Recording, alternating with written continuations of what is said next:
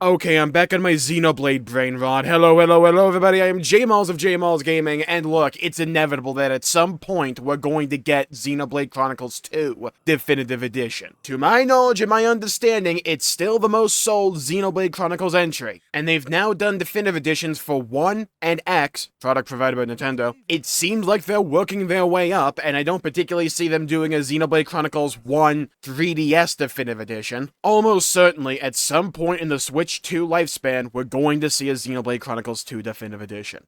It just makes business sense to take your most popular entry, put it onto even better hardware, with higher graphical fidelity, ideally 60 FPS, and of all the Xenoblade games, 2 is my favorite, but it's also the most flawed one, in my eyes. And it's a game that, alongside X, can benefit the most from a Definitive Edition to smooth out those rough edges and to just allow those peaks, those moments of greatness, and the great design that is in 2, to allow that to shine and not be smeared by very particularly weird design. So let's get into it. In my dreamlike Elysian-esque fantasies, what would Xenoblade Chronicles 2 Definitive Edition look like? Welcome to my new pet project. I've been going off for Xenoblade X Definitive Edition for the longest time, and now look where we are, so hopefully I can manifest this one as well. But let's be fair, it's inevitable.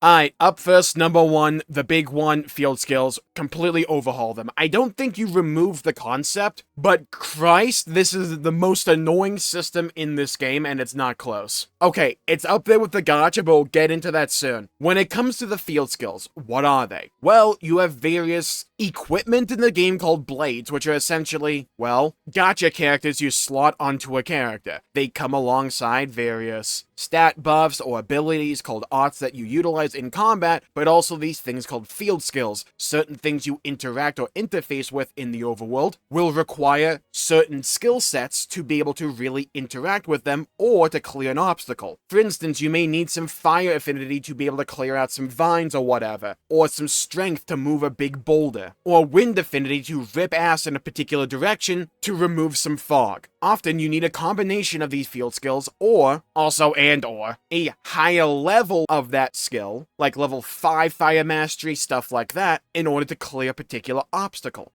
So what you'll have to do in Xenoblade 2, as of this point in time, is completely change your entire build on everyone to hit this arbitrary number of skills that you need to clear the obstacle, but because 9 times out of 10, if not more, that isn't your main build for combat, you'll then just have to swap back to your old build right afterwards.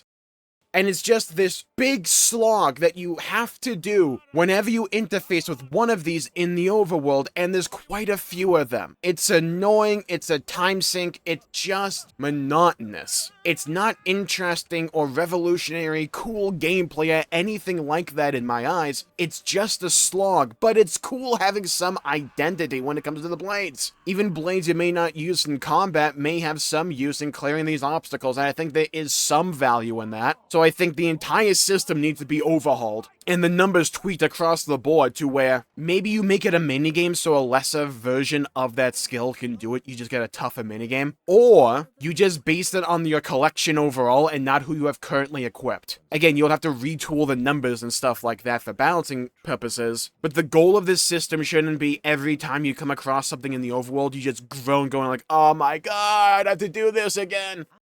That never really feels good. Now, having said that, let's move on to the other egregious component, the gacha. I'm not the biggest fan of gacha systems, though in Xenoblade 2, I think it adds some charm to the experience overall, so I don't think the play is to completely remove the gacha from Xenoblade Chronicles 2. I don't think that's what you do. I think what they do, though, is change how legendary core crystals just work overall, or you add an entire new subset of core crystal. There needs to be a deterministic element to this.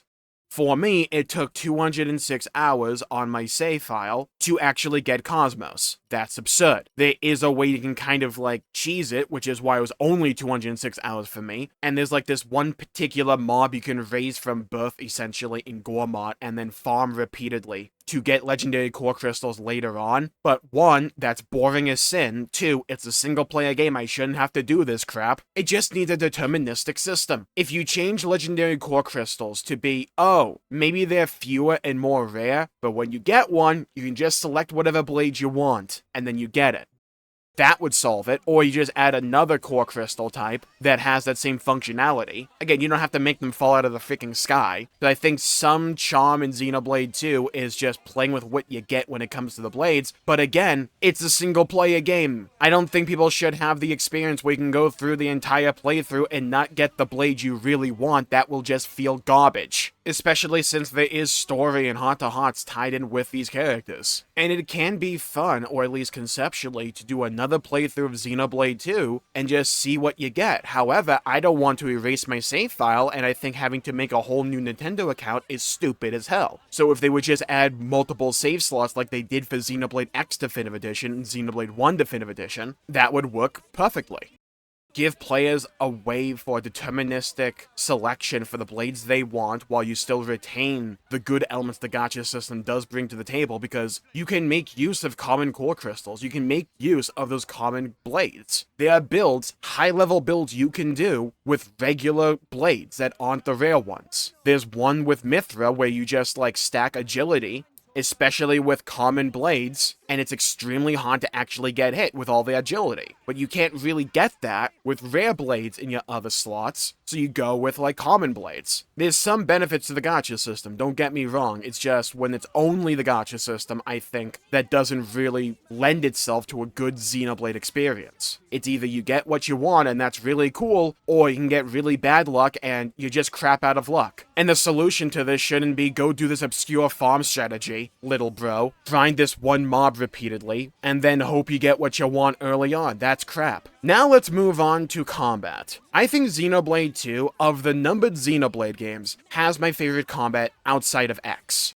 It takes a long time to get there, though. Let's get this out of the way. Make Numa a regular blade you can use all the time, because she's super cool. You can make her a New Game Plus thing, though. That's fine. And you can also just retool her to not be, as powerful as when you use, the Numa mode or something. I just think it'd be cool to be able to use Numa whenever, even if it's a more scuffed version. Or just a skin for, Pyra and Mithra. But the thing with Xenoblade 2 is that the driver combos are cool, the blade combos are great, I love the chain attack system. That stuff is really cool. It takes, 40 hours for that stuff to really come online, though, and for the game to get a really good sense of pace. That is absurd. And I think Xenoblade X Definitive Edition has the solution to a lot of these woes and problems. Quick cooldown. You just bring that system into 2. Quick cooldown is a system where you get a bar that is filled at the start of each combat, and you can press it, and an art that is on cooldown will come off of cooldown and be used. It speeds up the pacing, but it's a singular bar. It's a resource you have to manage in combat, so it's not like you can use it for the entire duration of a lengthy fight or anything like that.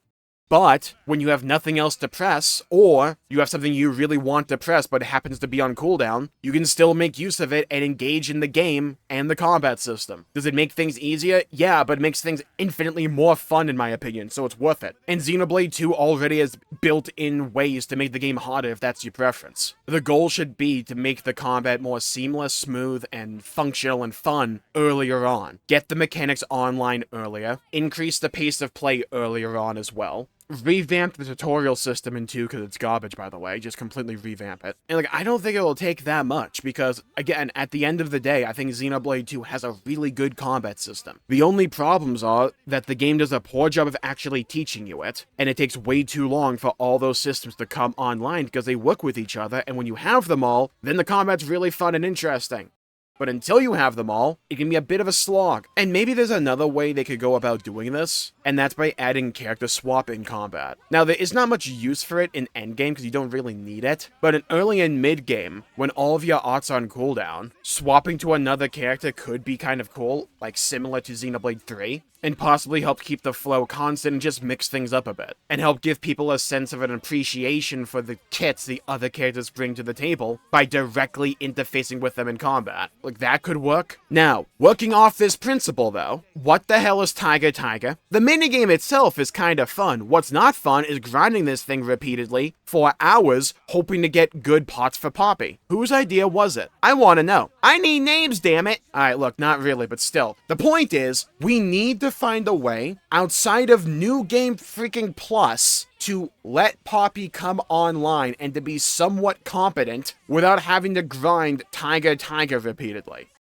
And while we're doing that, what I also want to happen is reworking Poppy Buster, because what the hell was that? Poppy is one of the most interesting and unique components in Xenoblade 2. But I can't imagine most people would use it because it involves playing a completely different game repeatedly, and if you have bad luck, well then GG's, to get somewhat decent pots for her. I'm not saying you remove Taiga Taiga as a concept. What I'm saying is you need to have some other form of acquisition for these Poppy pots outside of Taiga Taiga. If you want to do Taiga Taiga, have it be an option. If you don't want to do Taiga Taiga, let there be vendors somewhere or just have them come from monster drops like everything else. Poppy deserves better, dang it.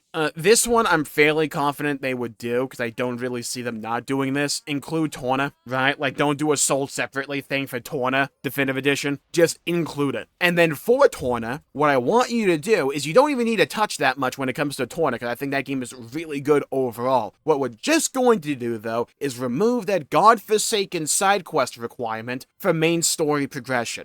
For the love of God, it is the thing that kills my soul every time I try and go back to replay Torna. The side quests are good. Don't make me do them, though. Let me do them because I want to. Next up, the Merc groups. God, they added so many mobile mechanics in Xenoblade 2 in hindsight. I don't even think you need to remove Merc groups as a concept, because you don't have to interface with them most of the time. And when you do, it's not too bad, right? It's fine. And it's a decent way to be able to level up blades you're not really particularly using. I think it has some merits as a system. What I just want to see, though, is removing Ursula's affinity quest from this godforsaken system. Because if I have to play Xenoblade 2 one more time, and I'm too invested in the main story to remember to send her off on those godforsaken missions, so I beat the campaign and then I realize I didn't do any of them. Look, I think Ursula is too wholesome, and I like her story and character too much for me to have this overwhelming sense to invent new swear words whenever I forget to do her affinity quest during the main campaign, and then realize I have to grind them, and it goes on and on and on and on and on, and I start to feel like I'm in a COD lobby.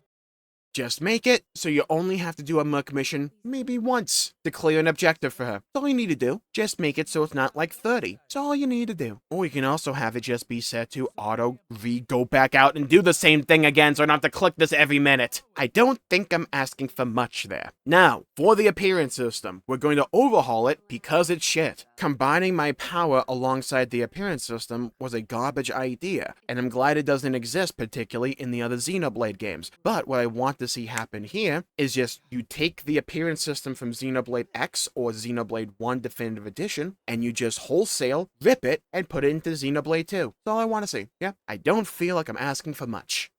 Okay, never mind, that is asking for a lot, but I think it's worth it. People like to customize their characters, people have a lot of love and attachment for the characters in Xenoblade 2. It's a match made in heaven, or should I say Elysium. It's just what I would like to see. Have it be so I can customize the appearance of my characters without changing the actual build. That would be swell. And now for the final point I want to bring up in this video, unless I think of something else. I want Metsu Blade, dang it. It was always a fun concept where what if you swapped the roles of Pyra/Mythra and Malos, and you just swap them. Have Numa be the main antagonist, and have Malos go on like a bro adventure with Rex. I'm not saying you start the game up when the game comes out and it's just available and it says, do you want to play Xenoblade 2 or Metsu Blade? What I'm saying is, do it as like a new game plus option, because that would be sick. You don't have to make it canon or anything like that, just have fun with it. Is it a lot of work? Yeah, but is it a really cool concept? And would that be a great way to advertise Xenoblade 2? Absolutely!